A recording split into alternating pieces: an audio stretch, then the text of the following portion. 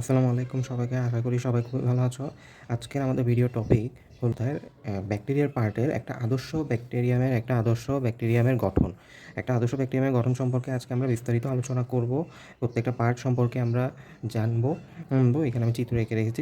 চিত্রতেও আমি চিহ্নিত করে করে সব তোমাদেরকে দেখা হচ্ছে কোষ প্রাচীর। এই কোষ প্রাচীর কোনটা? কোষ প্রাচীর হচ্ছে এটা। এই ভিতরের দিকে যে একটা ওভাল শেপটা, বৃত্তাকার যে শেপটা, সেটাই হচ্ছে কি আমাদের কোষ প্রাচীর।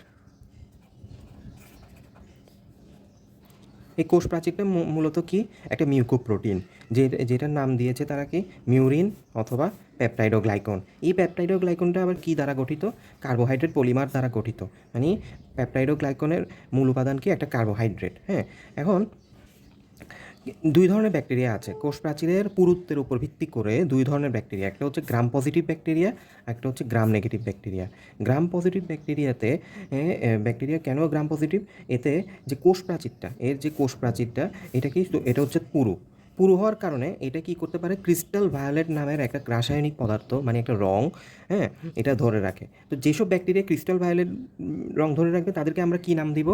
Gram positive bacteria. এবং তাদের কোষ প্রাচীরটা কেন তারা গ্রাম পজিটিভ ব্যাকটেরিয়া? কারণ তাদের কোষ প্রাচীরটা পুরু, সুতরাং তারা ক্রিস্টাল ভায়োলেট রংটা ধরে রাখতে পারে। হ্যাঁ, এরকম গ্রাম পজিটিভ ব্যাকটেরিয়ার কিছু উদাহরণ আছে, এগুলো আমাদের এমসিকিউর জন্য লাগবে। সেম সেম তার উল্টা হচ্ছে গ্রাম নেগেটিভ ব্যাকটেরিয়া। এটা হচ্ছে আলাদা একটা ফ্যামিলি।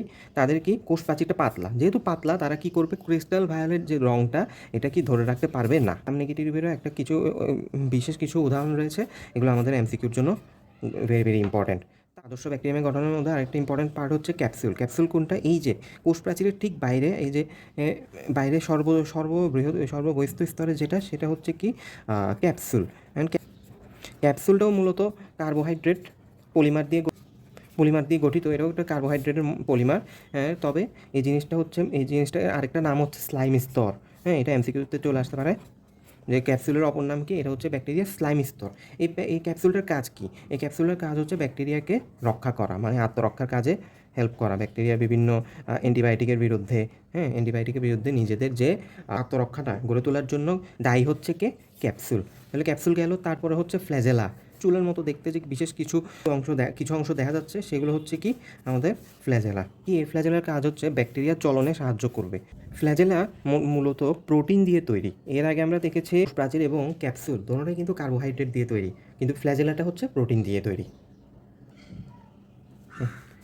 হ্যাঁ, তারপরে যে অংশটা সম্পর্কে আমরা পড়বো সেটা হচ্ছে পিলি। পিলি কোনটা? পিলি এখানে হচ্ছে এই যে, এগুলো হচ্ছে ফ্ল্যাজেলা, আর এই যে একটা একটু কোণ আকৃতি করে রেখেছি, সেটা হচ্ছে কি আমাদের পিলি। এখন পিলি জিনিসটা কি? পিলি জিনিসটা হচ্ছে নেগেটিভ ব্যাকটেরিয়ার একটা মানে আইডেন্টিফাইং পয়েন্ট। এটা গ্রাম নেগেটিভ ব্যাকটেরিয়ার একটা আইডেন্টিফাইং পয়েন্ট, যেটা মানে মূলত গ্রাম নেগেটিভ ব্যাকটেরিয়াতেই থাকে। এটা কি দিয়ে গঠিত? পিলিন নামক প্রোটিন দিয়ে গঠিত। এটা একটা প্রোটিন দিয়ে গঠিত, ওইদিকে ফ্ল্যাজেলাটাও প্রোটিন দিয়ে গঠিত। এই পিলিটার কাজ কি? পিলিটার কাজ হচ্ছে পোষক কোষে মানে সংযুক্ত হতে সাহায্য করে। হ্যাঁ, এটা হচ্ছে পোষক কোষে। উদাহরণ কি, একটা এক্সাম্পল কি? Gonorrhoea bacteria. এই গনোরিয়া ব্যাকটেরিয়াই মূলত পোষক কোষের সাথে পিলি দিয়ে মানে সংযুক্ত থাকে। তারপরে যেটা আমাদেরকে জানতে হবে সেটা হচ্ছে প্লাজমা মেমব্রেন। হ্যাঁ, প্লাজমা মেমব্রেন কোনটা? এটা হচ্ছে কোষ প্রাচীর। এর ভিতরে আরেকটা লেয়ার দেখা যাচ্ছে। ভিতরের লেয়ারটা হচ্ছে প্লাজমা মেমব্রেন। এর ভিতরের লেয়ারটা হচ্ছে কি? Plasma membrane. এই ভিতরের স্তরটা হচ্ছে আমাদের প্লাজমা মেমব্রেন। এই প্লাজমা মেমব্রেনের গঠন উপাদানটা কি? সেটা হচ্ছে ফসফোলিপিড বাইলেয়ার। এর আগেরগুলো কী ছিল? আমাদের কার্বোহাইড্রেট, প্রোটিন। এটা হচ্ছে ফসফোলিপিড, অর্থাৎ মানে লিপিড দিয়ে তৈরি আর কি, মানে ফ্যাট দিয়ে তৈরি। আমরা জানি ফসফোলিপিড বাইলেয়ারে মানে সাধারণত সুগঠিত যে কোষগুলো, মানুষের কোষ, অন্যান্য প্রাণীর কোষে ফসফোলিপিড বাইলেয়ারে কী থাকে? কোলেস্টেরল থাকে। কিন্তু ব্যাকটেরিয়ার প্লাজমা মেমব্রেনে, হ্যাঁ, কোষঝিল্লিতে সেটাই একটা ব্যতিক্রম, সেটা হচ্ছে কোলেস্টেরল অনুপস্থিত থাকবে। হ্যাঁ, এগুলো প্রত্যেকটা জিনিস এমসিকিউর জন্য খুবই গুরুত্বপূর্ণ। তারপরে গুরুত্বপূর্ণ হচ্ছে মেসোজোম। আরেকটা পার্ট হচ্ছে মেসোজোম। মেসোজোম কোনটা? এই যে ভিতরের দিকে যেটা ভাঁজ হয়ে আসছে, হ্যাঁ, কোষঝিল্লি একটু ভাঁজ হয়ে ভিতরের দিকে মানে সাইটোপ্লাজমে ছড়াই গেছে, সেটাই হচ্ছে কি মেসোজোম। আমি একটু মার্ক করে দিই। এই মেসোজোমটা কি ভিতরের দিকে ভাঁজ হয়ে যে আকৃতি গঠন করে, শুধু এটাই।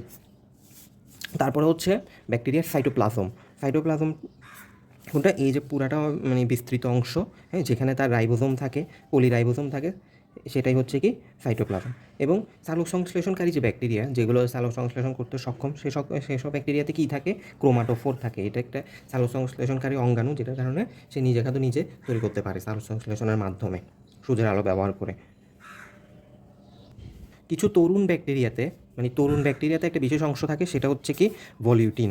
ভলিউটিন নামের একটা অংশ থাকে, সেটা যখন মানে মানে বয়স্ক হয় ব্যাকটেরিয়াটা, তখন এটা অনুপস্থিত হয়ে যায়। হ্যাঁ, যখন ব্যাকটেরিয়াটা বয়স্ক হয়ে যাবে তখন ভলিউটিন কোনটা, এই যে এই অঙ্গাণুটা হচ্ছে কি ভলিউটিন। ইম্পর্ট্যান্ট আরেকটা পার্ট, সেটা হচ্ছে ক্রোমোজোম। ক্রোমোজোম মেইনলি কেন ইম্পর্ট্যান্ট, কারণ এটাই হচ্ছে তার বংশ বিস্তারের প্রধান মাধ্যম। এই ক্রোমোজোমের ক্রাইটেরিয়া কি, এখানে নিউক্লিয়াস থাকবে না। হ্যাঁ, ক্রোমোজোমের আশেপাশে নিউক্লিয়াস থাকবে না। আমরা জানি নিউক্লিয়াসের ভিতরে ক্রোমোজোম থাকে, যেহেতু এটা একটা আদিকোষ। ব্যাকটেরিয়া হচ্ছে আদিকোষ। আদিকোষের একটা বৈশিষ্ট্য হচ্ছে তাতে নিউক্লিয়াস থাকে না, শুধু ক্রোমোজোম থাকে। হিস্টোন প্রোটিন থাকে না।